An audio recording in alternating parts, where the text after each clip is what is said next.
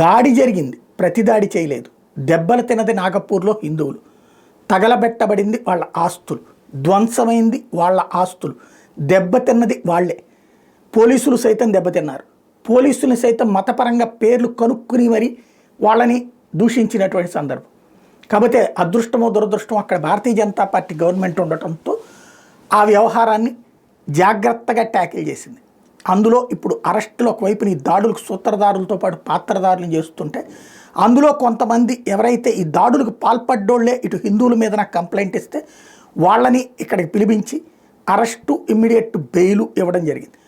దాంతో ఇక్కడ మా వాళ్ళని కూడా అలాగే వదిలిపెట్టాలంటే మీ వాళ్ళు దాడి చేశారు, దాడికి బలైన తర్వాత నినదించి నిరసన చేసిన వాళ్ళ మీద కేసు మీరు చెప్పినట్టుగానే పెట్టాం, అట్లని వాళ్ళని అరెస్ట్ చేసి ఉంచాల్సింది కాదు. వాళ్ళు కేవలం నిరసన మాత్రమే చేశారు, మీరు ఏకంగా ధ్వంసం చేశారు, తగలబెట్టారు, కాబట్టి ఇక్కడ కేసు పెట్టామని చెప్పి నిర్మోహమాటంగా చెప్పారు. ఇలాంటి పరిస్థితి దేశవ్యాప్తంగా తయారు అయితే మాత్రమే సెక్యూరిటీ ఉంటుంది.